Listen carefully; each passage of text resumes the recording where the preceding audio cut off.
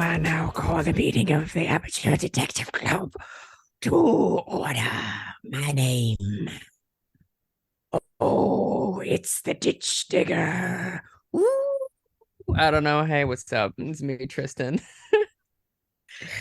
I dig ditches. I don't know about no ditch digging, but I do know about a thing or two. Ooh, It's me. This is Samuel Clemens, no relation. Oh, The brother of the ditch digger. oh, yes, he's my. I'm sorry. Made myself laugh. Hey, this is Tristan Miller. How you doing? If anyone's still here, I'm Melissa Meli, the saucy. Nope, you're the what? Yeah, no, Melissa Maley, no. spy. You're Who the am saucy I? slave today. I'll be the spy.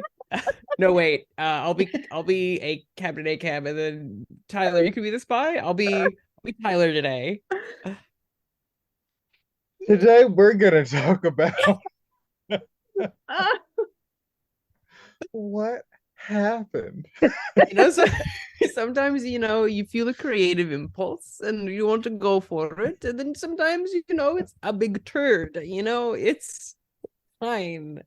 This has been like a recurring bit like that. This opening goes off the rails, but today has taken the Listen, I'm trying to zhuzh up the opening. I'm trying to get some high energy opening here today. did we are you? serving Mel Brooks high anxiety instead. Yeah. Oh, did you think we were low energy? No, I just Oh, wanted to start it off with a bang, and then that's what okay. came out of my mouth. I No. was like, "Who is What? this guy?" You never do a voice, and you're like, who is this?" Well, I am not one to talk, thinking back to pre-pandemic episodes. So Oh, touche. I mean, You talk like this, and you're like, "Who is this guy?" I'm a little frog from France.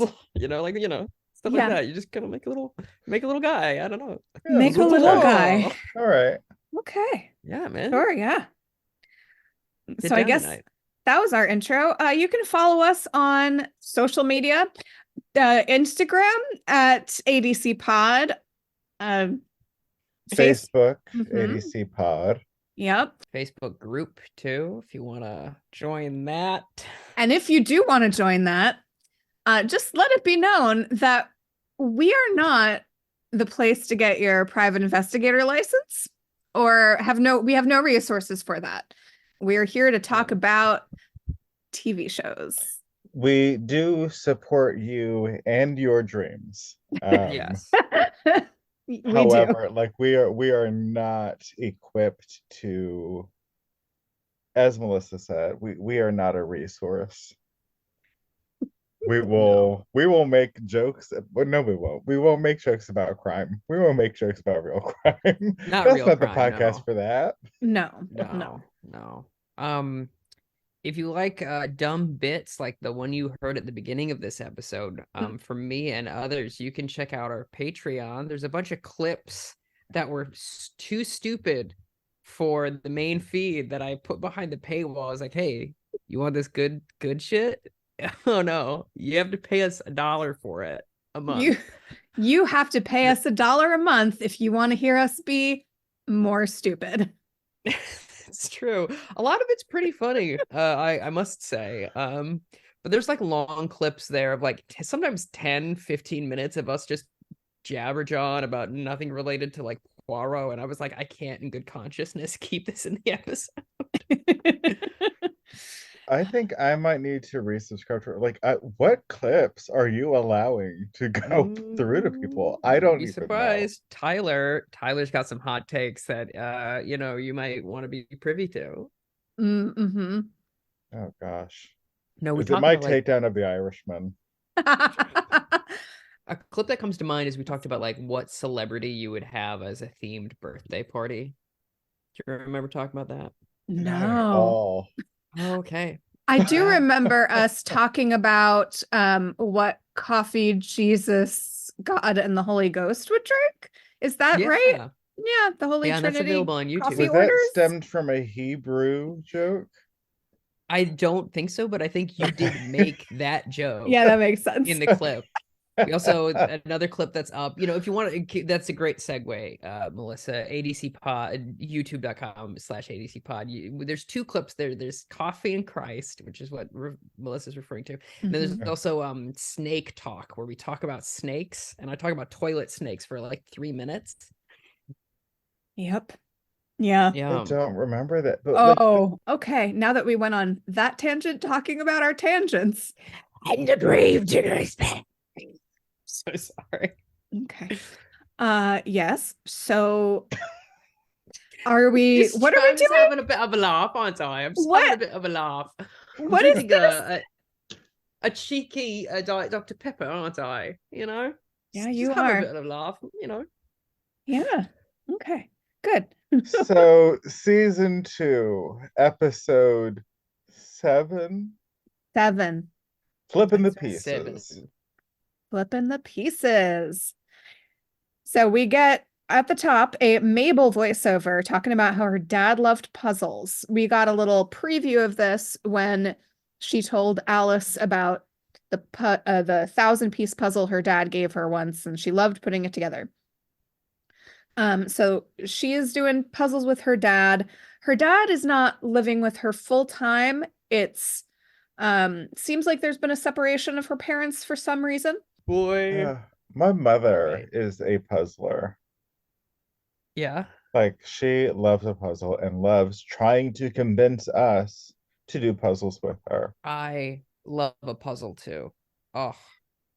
God bless people who do. I mean, it is something to pass the time. It does give people enjoyment. But stop trying to convince others. Just let me be. Yeah, I love a puzzle. Oh, I do too. Yes, I did a lot of puzzles when I was sick. That makes sense. Yeah. Yeah, I actually got a puzzle mat. It does not work like I was hoping it would. It never puzzle does. Mat? Yeah, like you put the puzzle on a mat, so then you can transport the puzzle. Oh, you roll it up. Okay. Yeah. I thought like the puzzle pieces were a mat, and was how do you do that? Like the fabric. Okay. Or and now initially, I was like, yeah, you're trying to confuse your friend Matt. Yeah, or that. I know someone's actually my friend when I make a joke and they go, oh yeah. Like, okay. Not your best work. It's no grave digger. It's no grave digger, exactly. Oh man, where'd he go? Always a trap. Yeah. He's always here. He's always with us. Okay. He's like a lizard man. Uh-huh. Yeah, he sounds a little bit like a Smeagol. I guess I wouldn't call Smeagol a lizard man. No, but I wouldn't, but I was making another comparison. That's true. Kind of sounds like Gurgi. Do you remember Gurgi from Black? I swear. Do I ever? The Black Cauldron. Talking about puzzles. We're back in present day after the flashback with her dad, and Mabel she's in a dream state. This is a clear, woo, I'm waving my arms around. Mind palace, sure. That she's imagining, or dreaming actually, because she's asleep. We find out later that she's sitting in a room with a puzzle with the picture turned down, and she sees she's turning over some of the pieces, and she's Bunny's face or a couple of other things that are like the story of the last few days. She wakes up and she's in a strange bed in a very nice apartment, big open concept kind of deal, but we haven't seen this place before. Has the vibe of a man lives here, but he has okay taste. You're not wrong. Yeah. Yeah, 100%. Yeah. So there's blood on the bed, and she's trying to figure out what the fuck's going on. And she hears something. Theo walks in, and she hits him with a lamp very badly, not knocking him out, just knocking him to the ground. So he signs to her that he's trying to help her, and she doesn't understand ASL. And then he shows her the subway video, and she doesn't recognize it. She says, "Is that me?" Did I stab someone again? Credit Dum, sequence. dum, dum.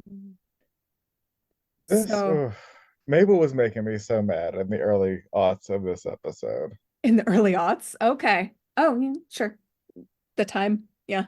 Okay, It's just interesting. because like we get more of like her interaction with Theo, and it's very clear, and she makes it known that like she doesn't know ASL, but like she's also making no attempts to make sure that she is also being understood, and just is constantly just getting mad at him without taking any accountability. And it was just very frustrating. Like I get like at the time like she's probably super frustrated and is trying to wrap her head around like what's going on. Like she's waking up in like not a stranger's apartment, but like it's a strange environment for her for sure, given their history.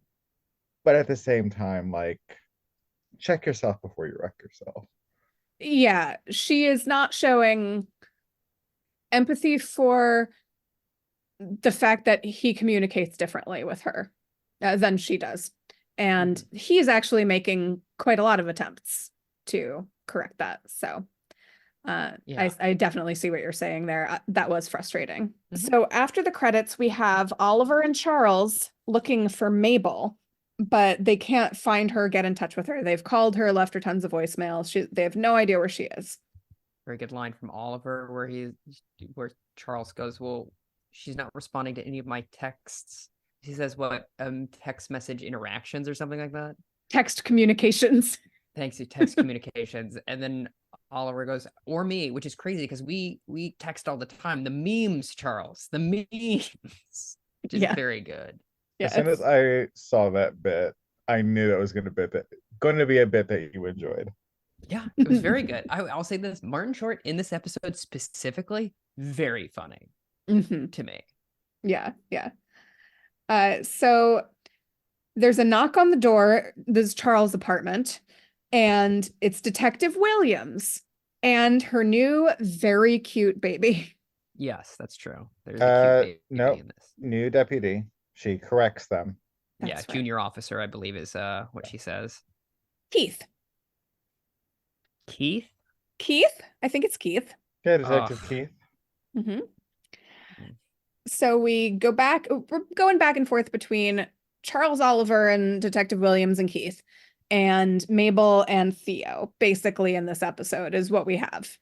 So Mabel is being snarky with Theo about his ankle monitor. And he keeps trying to sign to her and then writes, you really don't remember what happened. And she doesn't. He shows her a card that he carries in his wallet that says, "Hi, I'm Theo Demas. I am deaf. I use ASL to communicate, or you can write things to me. I can only understand about a third of what you're saying." And she says, "Only a third? In movies, it feels like people get a lot more than that." He says, "Well, deaf people aren't really writing movies, are they?" So here's this woke liberal agenda from the makers of So the bag, Mabel realizes that her bag that she had the evidence in, the matchbook, is now missing.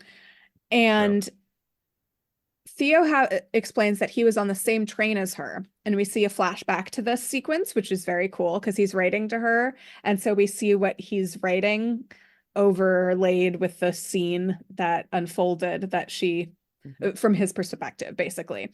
So he saw her interaction with Glitter Guy in the other car. Like, it's like the car next to his, so he can kind of just see through the windows. And the Glitter Guy had attacked her, and then she took the train stopped. Yes. So he attacked her. Yes. And she was in shock, and he had taken her bag as he ran away. So she has blood. Yes, she has blood on her coat, and the guy had glitter on him, and Theo had recovered something that he dropped, which was a security badge from Coney Island. So She wants to go to Coney Island and look for him or just something that'll jog her memory about him. And he offers to take her there and she doesn't want to. She said, you killed Zoe, you left Oscar to rot in jail for 10 years. But he says, that's not who I am. I really want to help. He's very earnest. So she relents.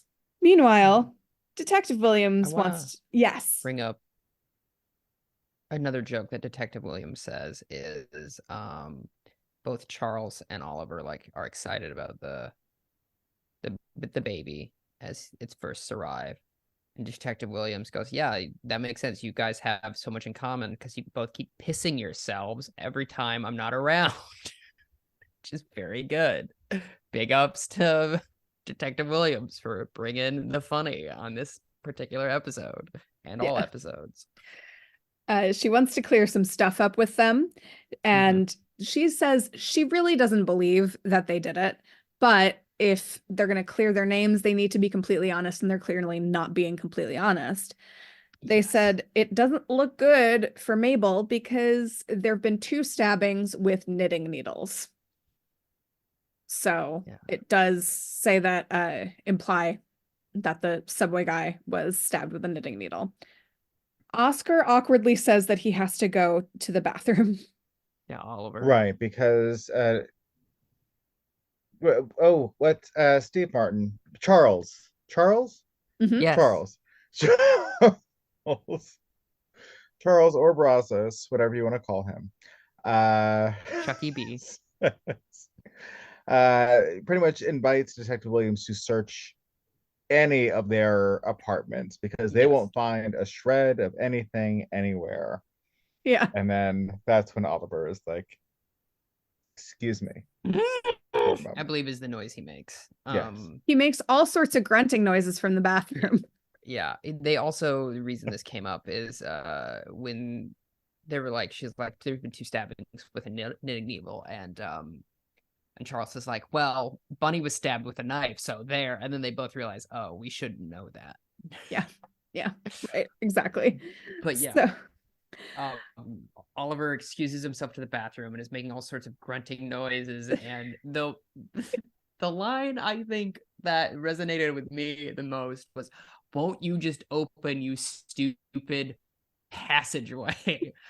Which is it's just enough where it is euphemistic enough where it is very good and it's a dumb poop joke, but it's really, honestly well executed, and I respect for it. I don't typically love poop jokes, but that's good. I like that. Yeah, it was very well executed. I disagree because I did not know that until now. Oh. I just thought he was being loud and dumb. Well, here's the thing about it, Tyler. Both things are true. Yeah. Speaking of, I have to run to the bathroom. I'll be right back. Okay. Keep that in. I will. I'm going to get some water. Ad break. So as he's grunting, as Oliver is in the bathroom and grunting. Yes. And Charles says he has an unorthodox diet, which is true and great. And so he goes to check on him. They're opening the passageway together. And Oliver's trying to sneak into his apartment to get rid of the knife. Of course, this is all not gotten rid of. That he has not gotten rid of. And of course, all of this discussion is audible from the kitchen, the living room, where Detective Williams is sitting and listening to them and just rolling her eyes. Yeah. There's a really sweet moment as to what Charles is like, why didn't you get rid of it? He goes, well, I was going to get rid of it in New Jersey, which is, of course, where you go to get rid of incriminating evidence. But then I started talking some BS. myself. I said BS. I do not tolerate New Jersey slander, as we know on this podcast. That's true. That's fair. I mean, it's not like The Sopranos was set there and it has a reputation, but, go off. Maybe also, here's the other thing. Okay, on both sides of the Hudson, there are reputations. That's all I'm saying. That is true. They open the door again to the bathroom. They come out of the bathroom. There we go. That's the way to say that. Out of the bathroom. Yes. And Williams is standing there and she says, "So you have the knife?" And Steve delivers this really great. He goes, "Knife, knife. No." Which is really, really broad, very fun comedy. But it's very sweet that Oliver got distracted by his son's play, and that's why he didn't get rid of the knife. That is sweet, yes. So meanwhile, in Coney Island, Mabel is looking for something incriminating. She doesn't know what, but she asks Theo, "Have you ever been here before?" And he says no, that he has been, he was grave robbing when he was a kid with his dad. So that's right. It's Some father-son its own fun, activities. Yes, it is its own fun. Mabel's looking through papers in a security office. Grave digger who needs Oh. to maintain. They're back. They're back. Oh, it's such a hardship when I come back and one of my graves has been dug up. You think you can do my job for me? These people taking my job. Wow. Does he have a Don't new ask. Fox News special coming out? Yeah, I was gonna say, don't ask Oh. who the gravedigger votes for. Ooh, yeah. Mabel is looking through papers at a security office, and Theo's trying to get her to hurry up. And she's just feeling very pressured. So she takes a moment, goes outside, and Theo decides he just grabs all the papers and puts them in an empty garbage bag and folds it up and takes it outside, and she thanks him. Theo's ankle monitor starts beeping, and he tells her that he needs to charge for an hour. Like, you didn't think of this before you left, but okay. So they do what any sane person would do, and they find an outlet to charge in, which is what I do when my phone is dead. I find an outlet somewhere all the time. I'm constantly sitting on floors of weird places just trying to charge my phone. Can I say something that might change your life, Melissa? Portable battery. Yeah, no, why would I do that? Yeah, No, or you can just scurry around to find outlets on floors, on Broadway stages, in hotel bathrooms, wherever you can find an outlet. The hallway of the 14th Street. Why? I was gonna say the YMCA. Yeah. When yeah, I'm young work man, box- there's a place you can go. there always. So they find an outlet outside. While they wait, Mabel plugs in some carnival games as well. Mhm. So they play Plays whack-a-mole. whack-a-mole. Mabel flashes back to her dad and her watching X-Files. Which point towards me being Mabel. Fucking love X-Files. Okay, fair. Rules. You seen that shit? It's so good. I haven't, and I've been shamed for not seeing X-Files. No shame. I think you would like it. Oh, yeah. Point for me being Mabel. I would sit on the floor with Mark Consuelos as well. Yes. I agree with that. Shooting from the hip, I see, Tyler. Shooting from the hip. Her dad is apologizing for not being able to take her to the zoo that day. And he says there's just been a lot going on at work. It sounds like he's making an excuse about being too tired. So yes, the alarm bells, alerts, going off in my brain. Going back to Mabel and Theo are at a claw machine, and he pulls out a ring. He's not doing well in the claw machine, so he just opens the machine up. Which did not know you could do. Yeah. He Beware, Dave and Buster's. That's right. Now we know. And Busters in this economy? Both of them. What the busted Dave here? Is that anything?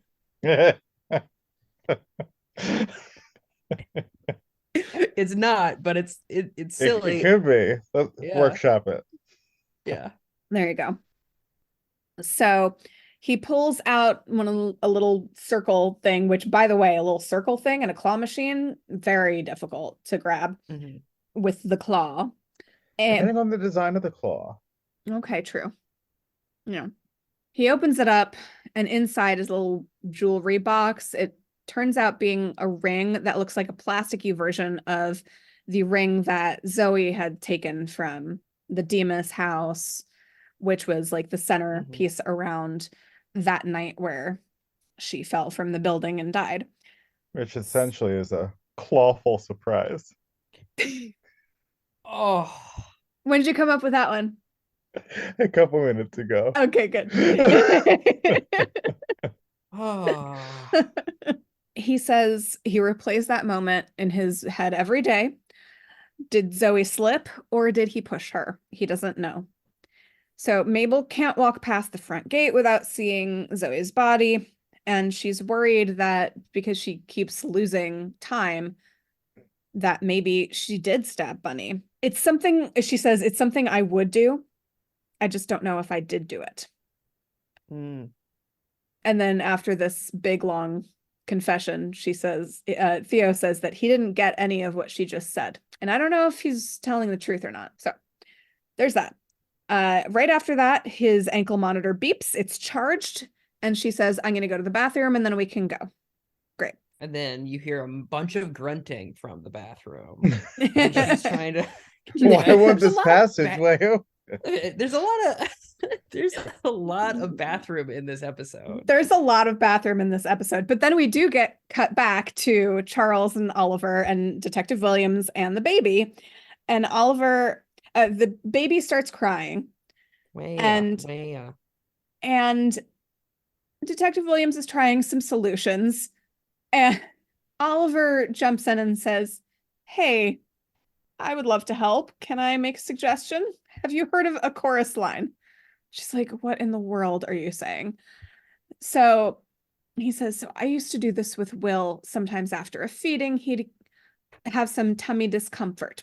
So he lays a blanket out on the table and he puts baby Keith down and starts doing the kick line from chorus line 1. And so he's doing that. And as he's moving baby's legs back and forth, baby lets out some gas and feels much better. And it's actually extremely cute and sweet. It's also really apparent that Martin Short is actually a dad in this scene. It's like you really like, oh no, yeah, this is it. Yeah. He's very good with really sweet. Good with him. Are we back with Mabel in the bathroom, but she's washing her hands? I think in that same sequence, they go and they agree. They go, excuse us, we're going to go to the bathroom. And they kind of go agree to grab the knife at the end of that sequence, right? Yeah, essentially. Yeah. Okay. William said that she's not trying to put Mabel away. She just wants to know the truth and solve the case. So they say, we need to go to the bathroom. Yeah. Not to stereotype by gender, but I assume, Melissa, you have gone to the bathroom with like one of your women friends. Yeah. Yeah, of course. Have you? And Tyler, have you ever gone to the bathroom with someone like that? You're opening up a whole can of worms. No, no, I have not. Like, the less interaction, the better. And like, there's one place that I can't stand an interaction with anybody. It's a bathroom. We all came here to do things in the privacy of a certain amount of space. And I will also, conversely, I will leave those like fucking troughs that they fucking give us dudes sometimes. Where it's like there's no separation, like it's just like pee in like this long ass sink on the floor, guys. And like, no thank you. That probably contributes to the cultural phenomenon of women going to the bathroom together and not men, because we get our own stalls where we can do what we need to do in private, and then we can go in front of the mirror and have a chat if we need to. I also feel as though it might be because, you can fit more urinals than toilets in a bathroom, which is why men, quote unquote, don't take as long as women. It's just because you can't fit as many things in. It has nothing to do with stereotypes of gender per se. And I feel like, but sometimes because there's a longer wait in a women's restroom, going in a pair makes sense because that way you're not just like sitting there or standing there waiting to go in, going, let me be alone with my thoughts, because nobody wants that. No, famously. I hate being alone with my thoughts. I am famous for that. Yeah. Tis true. Yeah. So they go into the bathroom, and yes, they do decide to give Detective Williams the knife. Mabel, yes, has a flashback to it's Halloween with her dad. She wants to go trick-or-treating as Mulder and Scully. He had promised. And at this point, he is visibly sick. Right. It's such a good costume It's for a father-daughter. It would have been so cute. It would have been very cute. So sad. But yeah, this the makeup work in this was and costume was very clear, because as soon as he walked in, I'm like, oh, he has cancer. Yep. So that was familiar, unfortunately. But Mabel clearly doesn't know what's going on with her dad. They have not told her. So she's very angry. She doesn't want to do another stupid puzzle. She throws the puzzle that he is suggesting up in the air. She's upset, and understandably so. We cut back to Charles and Oliver giving Detective Williams a knife, and Detective Williams leaves, belting out one from Chorus Line and sounding amazing. And she says, like I don't fucking know Chorus Line. She leaves. It's so good. And then they cut to Oliver and Charles, and Oliver just goes, hilarious. It's so fun. It makes me feel as though that wasn't necessarily intended. I don't know. It's really good acting on Marty's part. Like, really, really fun stuff. Beautiful voice. Yeah, it feels like something that they added. That moment felt like something that they added because of the actor who plays Detective Williams' ability. I bet she probably said something. And they said, oh, sure, yeah, do that. I don't know. It just has that kind of impromptu quality to it, but very much still very of the show. Yeah, beautiful moment. Very funny too. So we're back with Mabel, and she's washing her hands in the sink of the bathroom, and she sees the glitter, and it's like a pink purple glitter was what was in the glitter bomb, and it's the same glitter. A real Lisa Frank looking glitter. Yeah, we'd love to see it. So she hears something, she looks around, she sees a bloody cloth in the trash can. She's realizing Glitter Guy is nearby. She hides in a locker. She sees Glitter Guy with her bag right out, right outside. He's right there. And she makes a little noise, and he starts looking in the lockers. Everybody got the grunties this episode. There's so much grunting. So much grunting in this episode. Not the grunties. The grunties does sound like Australian slang for diarrhea or constipation, rather. It does. It's like, I don't know if it's British, but it's definitely like my nan's slang for that. Oh yeah. Yeah, the grunties. Oh no, he's got a bit of the grunties, doesn't he? Oh, that's funny. Very good. That's my dead on impression of your nan, by the way. I've just done. Who's famously Australian now. Yeah, exactly. That was. If you can imagine, perhaps the bit of a joke there. I'm implying that my grandmother was a prisoner. No. Oh, okay. No. Oh, We're really Australia. That's where we sent her. Yeah, famously for a while. Australia, big like prison colony kind of deal. Send them to one of the most beautiful countries on the face of the planet with some of the with most 8 out of the 10 beaches. things that can kill you. Yeah. What? Beautiful country, beautiful people, horrendously racist. Ugh. You know, it's But bad when an American thinks another country is racist. that's fair. Yes. So I he's want to looking. apologize to all of our Australian listeners. Unless you're racist, don't apologize to them. Yeah, not to the racists. Don't apologize to the racists. So Never he's apologize to me. he's looking through the lockers, and then she does the best possible thing, which is when he gets to the locker where she is, she opens it in his face, which is awesome. She grabs her bag and runs before he can get his bearings. She finds Theo outside, and they hide as Glitter Guy passes by.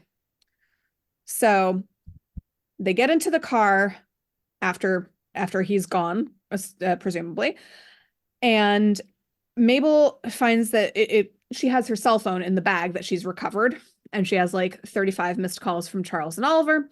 She says that makes sense, and she finds out, unfortunately, that the matchbook, the evidence, is gone. Theo's dad is calling him, and he sends it to voicemail. And Mabel says her dad died of cancer when she was 7 years old. And stomach cancer, which is fast and furious, unfortunately. Her parents were trying to hide it from her. That's why he had moved out. And she says when he died was when she started losing memories. She talks about the puzzles again. The puzzles are a metaphor. And she feels like her life has had all the puzzles on the dark side, like they don't, without the pictures. And if she doesn't flip them over now, she'll never see the full picture. So the puzzle from her dream starts floating up. We get this moment again, this like fantasy style moment. And she can see the moment with Bunny where she came into her apartment and saw Bunny. And you see that she has heard someone in her apartment. She goes to look for her knitting needle, which is gone. She turns around, and that's when she sees Bunny bleeding. And she realizes she did not stab Bunny. And she says this out loud to Theo. They pull up at the diner where Charles and Oliver are at a booth. Mabel thanks Theo in sign language, or she attempts to. What she really says is, "Thank you for stealing my fish." She says, "Did I do that right?" And he gives her a thumbs up.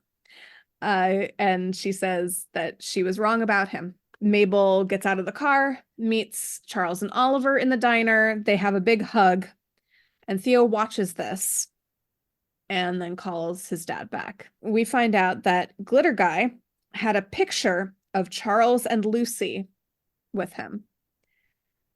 Charles immediately worried, calls Lucy, and she's at his place.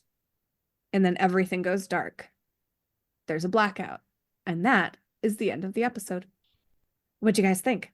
Yeah, for me, it got questions answered, certainly from the last episode, but it was a really big letdown for me, in terms of like what I was hoping for based on like the momentum of last episode. Like I was hoping for like that same kind of high energy going into this, and it just wasn't. And it didn't need to be for what it was. It just wasn't what I wanted, if that makes sense. Okay, yeah. Do you have a So, rating? yes, a 3. Oh, 3 stashes. okay. Tristan. I would say it is about a 4, maybe a 4.5 for me. I really enjoyed this episode. I am realizing that our tastes seem to be what we look for in the show. I think might be different because I'm looking for for sure. gags. I'm looking for gags. I'm looking for cute outfits. I'm looking for bits. And the jumpsuit Mabel's in her mind palace, incredible. Wonderful. Everyone looks stunning in this episode. A lot of made me laugh out loud quite a few times. As far as like the plot goes, yeah, it's fine. It'll happen when it happens. It's one of those things with like a season like this is like it's hard to know whether or not I like the full mystery until we're like looking back at the whole season. So I try not to like get too hung up on that. Whereas like we're just watching an episode of Poirot, it's like I can immediately go, well, I don't think this is good, or I think this would have worked better, or blah blah blah. Whereas like this episode worked for me really well. The chemistry between Martin and Short is really, really great. Specifically in this episode, I think. And Detective Williams is always a welcome sight. I wish I knew that actor's name. But yeah. And then I thought the puzzle piece stuff was really cool and a really interesting way and an interesting metaphor to explain post-traumatic stress, because that's a very real thing that happens with people if you have enough trauma going on that your body just physically will not let you remember it unless you work really hard and hopefully safely with someone to unlock those repressed memories. With that being said, repressed memories are something that haunt me every night. I'm like, what don't I remember that I should? And that scares me as a concept. Yeah, So absolutely. Yeah, I'd say 4 to 5, 4.5 out of 5. Real quick, I believe it's Divine Randolph Joy. No, who's Detective Williams? Divine Joy Randolph. Yeah. Divine Joy Randolph. Nominated this year for The Holdovers for the Academy Award. That is, yeah, she's fantastic. I forgot that was okay. her, yeah. Okay, great. Yes. And and by the way, was a Tony nominee for Best Featured Actress in a Musical for Ghost when that was a thing. oh I'm pretty sure. wow. Good for Okay. her. What a talent. Wonderful. And James Caverly, by the way, plays Theo. Just mentioning him. He's also a stage actor as well. And Yes. yeah, he Also always does incredible wonderful in work. this episode. Yeah, he really is. I love him as an actor, and I love Theo, actually. I mean, obviously in the last season we got him in kind of a different light, but Mhm. the episode with that featured him was my favorite, and is still Yes. my favorite episode of this entire series so far. However, that said, I really liked this episode. I'm going to give it a 4.5 out of 5 as well. I do agree that it was a bit of a dip from last episode as far as momentum is concerned. I think I'm finding out that they do like to do that. They like to take you down for a second before they bring you back up again. But I love getting the interactions between the characters. We really focused in on 5 characters in this episode, and that was super nice because we really got to dig deep. I don't necessarily, like Tristan does, need the bits and all of that, but I mean, they are certainly fun. I really enjoyed Martin Short as well, especially in this episode. I thought he did a great job. But the interactions between Mabel and Theo, that's some really good stuff. And finding out new things about people that, reassessing your assumptions about people and connecting in a different way. Good stuff. I like that.